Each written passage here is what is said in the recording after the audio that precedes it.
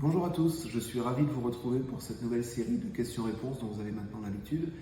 Et j'ai exceptionnellement l'honneur et le privilège de remplacer Dimitri, que vous retrouverez dès la prochaine session, d'ici un mois environ.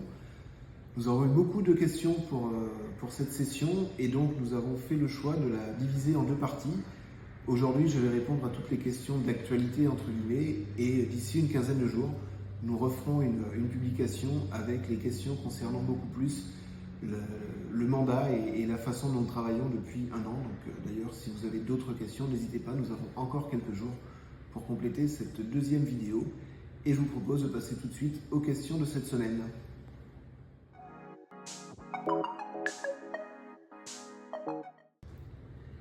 Nous commençons donc avec une question d'Henri en matière d'urbanisme qui s'interroge en nous demandant « Quand pensez-vous continuer les trottoirs dans le fond de Grand Fond jusqu'au puits ?» Donc Henri, concernant la continuité de ces trottoirs, la collectivité aujourd'hui n'est pas propriétaire du foncier et c'est pour ça que ces trottoirs n'ont pas été réalisés jusqu'à maintenant. Néanmoins, il y a une négociation en cours depuis le début d'année avec les propriétaires et si nous arrivons à aboutir, évidemment, ce trottoir pourrait voir le jour dès cette année.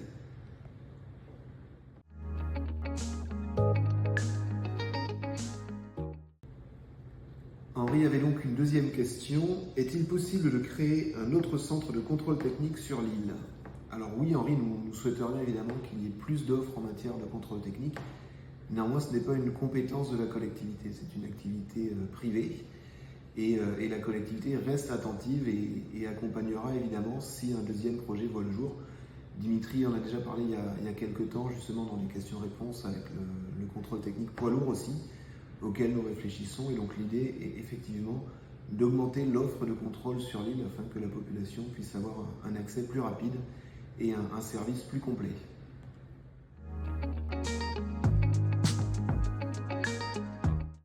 La question suivante nous vient de Laurent, et donc je vous en fais lecture. Bonjour, afin d'éviter l'arrêt de l'usine de production d'eau à chaque phénomène de houle de plus en plus fréquent, prévoyez-vous de déplacer et ou protéger les crépines d'aspiration? Si oui, quand? Donc Laurent, oui, effectivement, nous avons eu un nouvel épisode de houle assez problématique et qui a donc mis l'usine de production d'eau à l'arrêt.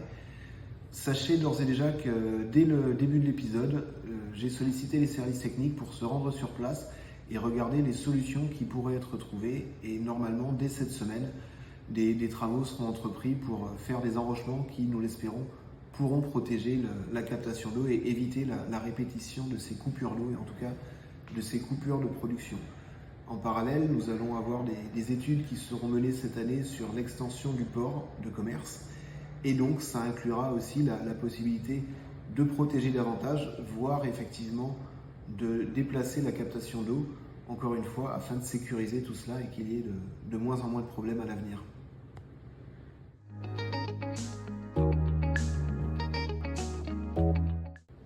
Nous continuons avec une question d'Odile. Depuis un certain temps, nous faisons face à une pollution sonore démesurée lors du passage de certains véhicules, devenus très gênants, plus particulièrement la nuit. Ma question est la suivante. Pensez-vous prendre des mesures contre les nuisances sonores des véhicules équipés de sonorisation démesurée et sillonnant les quartiers la nuit? Alors Odile, concernant les véhicules qui seraient équipés de systèmes de sonorisation démesurée, il faut savoir que c'est d'ores et déjà interdit. Et donc à notre niveau, le travail est de demander à la police et à la gendarmerie d'intervenir aussi souvent que possible. Je ne vais pas cacher qu'ils ont beaucoup de travail et qu'ils ne peuvent pas intervenir en permanence. Néanmoins, c'est la première chose qui peut être mise en place. En parallèle, nous allons aussi travailler sur les types de véhicules qui sont autorisés à circuler sur le territoire et nous travaillons à voir si nous pouvons mettre des restrictions encore plus fortes sur les nuisances sonores de ces véhicules.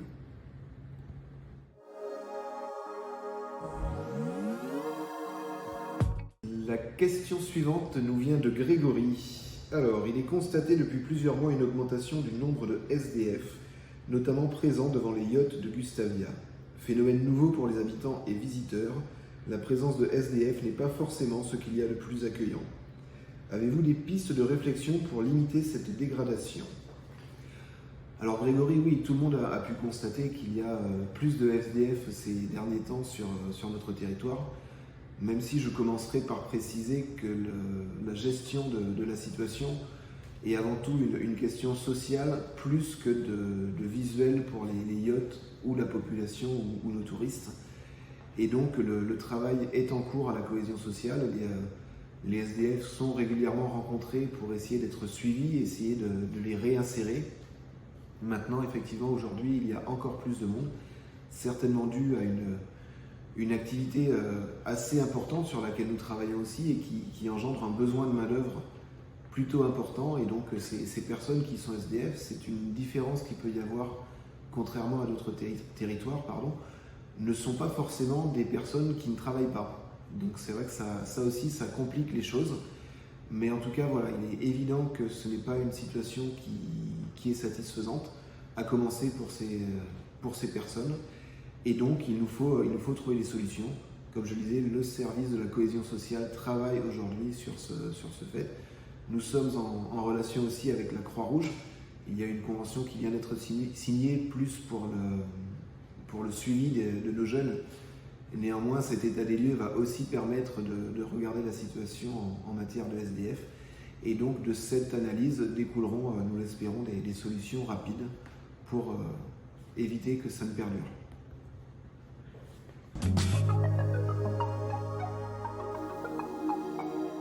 La question suivante concerne les affaires scolaires. Je vais vous en donner lecture.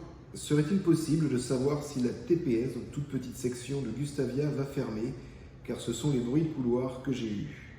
Deuxième question, y a-t-il des choses qui comptent être mises en place concernant le mode de garde des bébés? Merci pour ces deux questions qui vont me permettre de rappeler qu'il est important de ne pas se fier aux bruits de couloir. Et donc, c'est fort judicieusement que vous nous avez envoyé cette question pour avoir une réponse précise. Il se trouve que nous avons eu des échanges ces derniers jours avec le rectorat qui est en préparation de la rentrée scolaire. Et donc, je peux vous confirmer qu'à l'heure actuelle, il n'est pas prévu que la TPS de Gustavia soit fermée. Il y aura normalement une classe en moins, mais ce n'est pas la TPS et ça sera une des classes de l'élémentaire qui devrait être supprimée. Néanmoins, le travail est en cours et la préparation est en cours. La directrice de l'établissement travaille aussi sur cette information pour voir comment ça pourrait s'organiser et si ça fait du sens ou si effectivement il faut plutôt se battre pour demander à ce que cette classe supplémentaire soit conservée. Mais en tout cas, la TPS, elle, est bien prévue au programme de l'année prochaine. Concernant la deuxième partie de la question et l'accueil des bébés, nous avons déjà voté en conseil territorial le fait de construire une nouvelle MAM qui sera construite au vent de l'île et donc qui à terme permettra d'accueillir à nouveau 4 assistantes maternelles qui pourront elles-mêmes accueillir chacune 4 enfants. Donc ça va permettre d'augmenter l'offre. Nous continuons de travailler sur l'opportunité de créer une troisième MAM qui, elle, pourrait voir le jour plutôt côté Anse-des-Cailles, Colombier. Mais là, pour le moment, il faut déjà que nous trouvions le terrain, que nous validions le principe. Donc ce projet ne sera pas pour 2023 en revanche.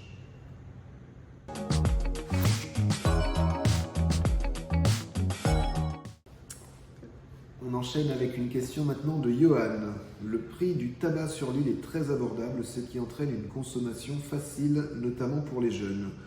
Outre la pollution des plages et de la mer qui ne fait que s'accroître, la consommation à long terme entraîne des dégâts irréversibles sur la santé, domaine dans lequel notre territoire ne peut apporter de solutions concrètes concernant les traitements.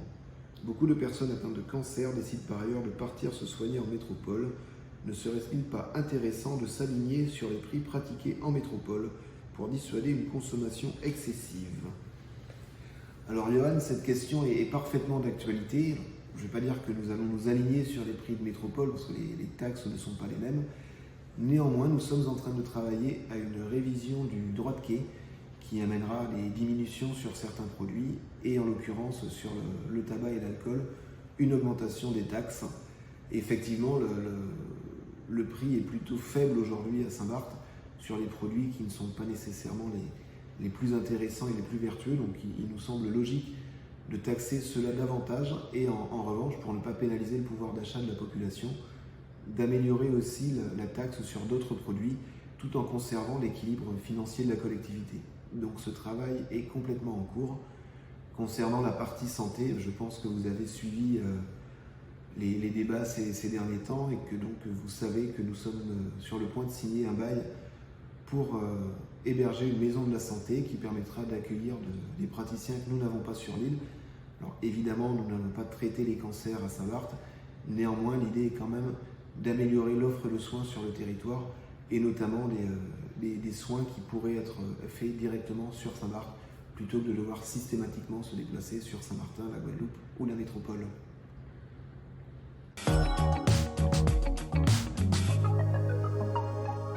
Les questions suivantes nous viennent de Virginie. Alors la première, cela fait à peu près 4 ans que l'appel d'offres a été passé pour la ferme pédagogique. De temps à autre, nous entendons que le projet est relancé. Qu'en est-il réellement? Quels aménagements utilisables par les habitants seront présents sur ce terrain? Contiendra-t-elle uniquement des animaux de notre territoire? Y aura-t-il une balade accessible à tous?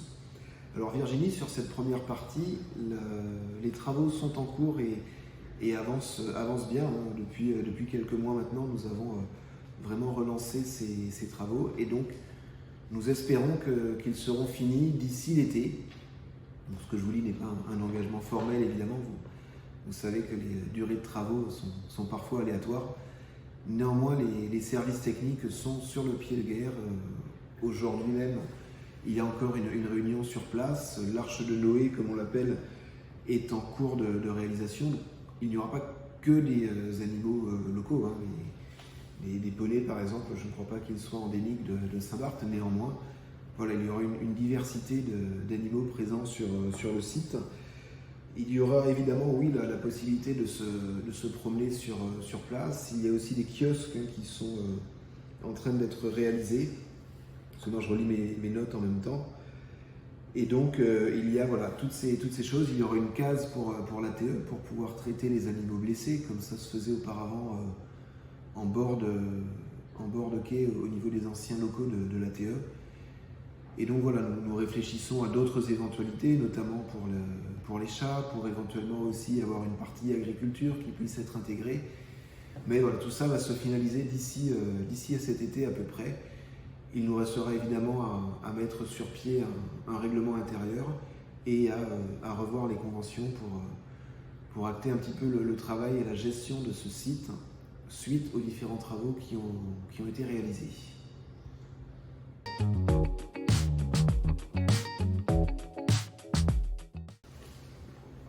Et donc Virginie, tu avais une deuxième partie à ta question concernant le centre culturel. Hormis la bibliothèque qui sera intégrée, quels espaces sont prévus? Y aura-t-il une salle de cinéma, une scène pour les spectacles de théâtre, de danse, de concert? Est-ce qu'un espace de restauration sera intégré? Donc le projet initial concernait et prévoyait une grande salle de spectacle. Nous avons évidemment gardé cette salle de spectacle qui sera multi-usage, donc avec une scène qui pourra servir aussi bien pour des concerts que de la danse, du théâtre, etc. Nous avons effectivement souhaité rajouter et optimiser l'espace, donc en rajoutant cette bibliothèque, comme vous en parlez. Nous avons également rajouté un studio d'enregistrement et il y a plusieurs salles qui seront polyvalentes et qui permettront d'accueillir notamment des ateliers et des associations de manière plus ponctuelle. Enfin, concernant ce que vous demandiez sur la restauration, il y aura aussi un café à cet endroit qui permettra de se restaurer.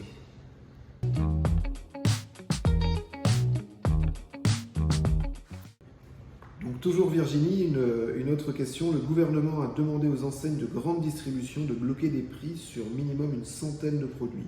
Cette mesure s'applique-t-elle chez nous? Vu les augmentations des denrées alimentaires que nous constatons tous, serait-ce possible de mettre en place un tel dispositif rapidement sur notre île?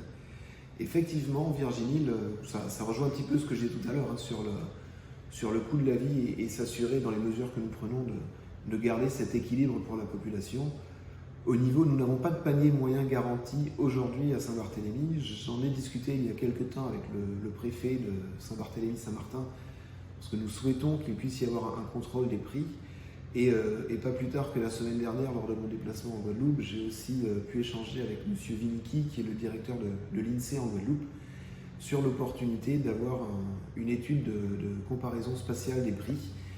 Cette étude vient d'être réalisée sur Saint-Martin et malheureusement, lorsque cela a été proposé il y a un peu plus de 2 ans maintenant, la collectivité n'a pas souhaité répondre et y participer. Donc nous sommes en train de regarder comment nous pouvons obtenir des éléments plus précis avec l'INSEE et faire en sorte d'avoir ce contrôle. Et en parallèle, nous allons regarder et travailler à voir comment nous pouvons garantir certains prix sur le territoire, parce qu'il y a des prix des fois qui sont trop prohibitifs, et à Saint-Barth comme ailleurs, nous avons besoin de garantir à la population un accès aux prix et aux produits de première nécessité. Donc tout cela est en cours, même si je ne peux pas garantir aujourd'hui de la rapidité avec laquelle nous aurons une réponse. Néanmoins, les négociations sont entamées.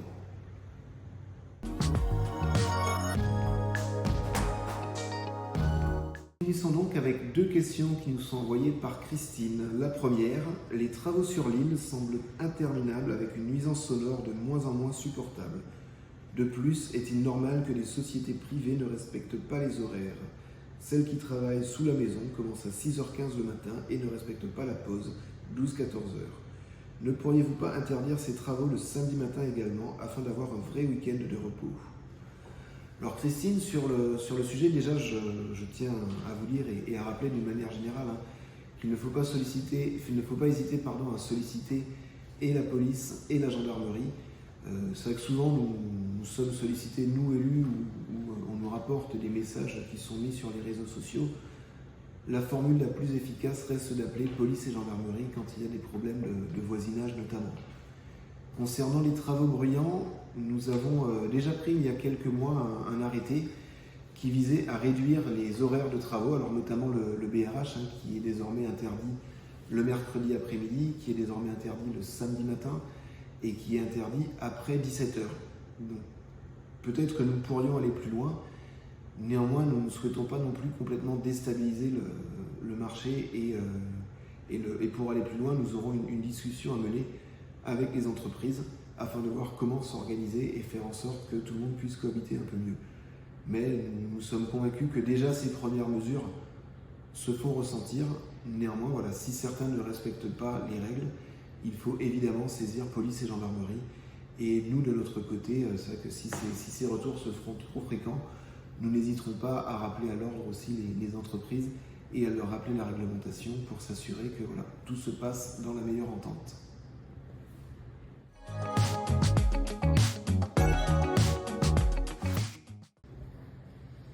La deuxième partie de la question de Christine concerne la circulation et les travaux routiers. Ça rejoint d'ailleurs une question de Johan sur l'incivilité des scooters notamment. Donc voilà, il y a 2 parties, je vous en fais lecture tout de suite.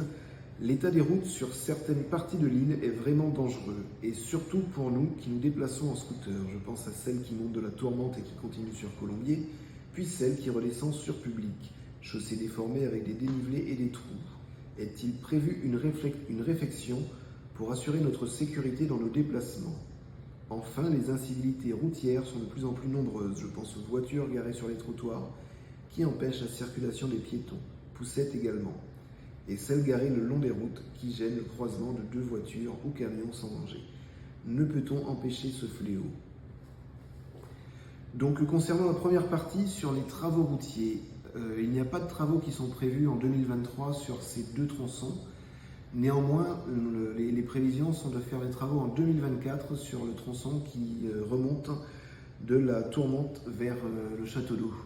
Ces travaux devraient certainement durer d'ailleurs 2 ans car c'est un long tronçon. Néanmoins, voilà, avant de pouvoir les commencer, il nous faut d'abord finaliser les travaux de Corosol pour éviter de faire doublon et d'avoir des travaux et sur Corosol et sur Colombier. Et en parallèle, il nous faut finir également les travaux de murs de soutènement qui sont en cours entre la Tourmente et l'Œuf.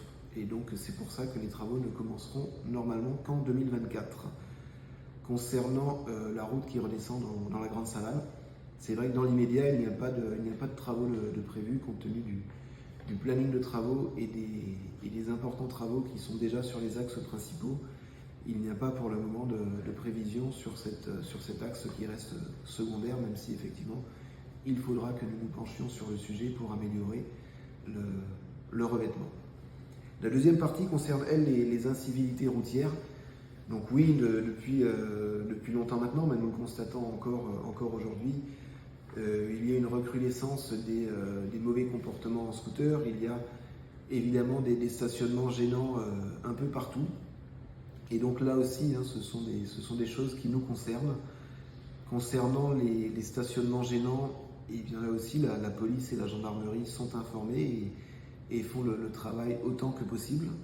En parallèle, nous allons lancer les travaux dès cette année sur la possibilité d'avoir une navette entre Gustavia et Saint-Jean. Nous sommes en réflexion aussi avec l'association des restaurateurs pour là aussi prévoir une navette sur le transport de leurs effectifs et de leur personnel. Ces deux projets ont pour objectif évidemment de réduire la circulation sur les routes, de réduire le nombre de véhicules qui cherchent du stationnement et donc d'éviter d'avoir trop de véhicules qui se stationnent à droite et à gauche. En parallèle, eh bien, nous allons continuer de chercher à mettre en place des places de parking dès que cela est possible, comme nous avons pu le faire dans plusieurs rues de Gustavia depuis le début du mandat.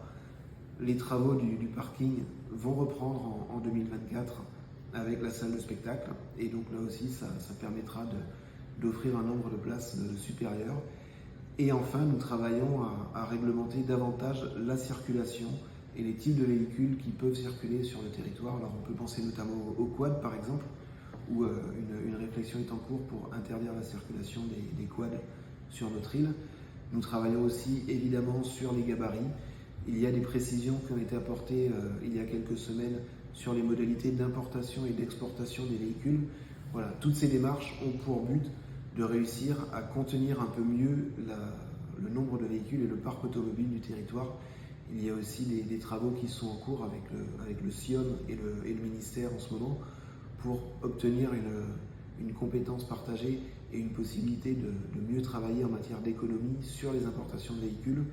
Et encore une fois, voilà, tout cela a pour but de limiter le trafic sur notre territoire et en découlant de limiter et les incivilités et les problèmes de stationnement.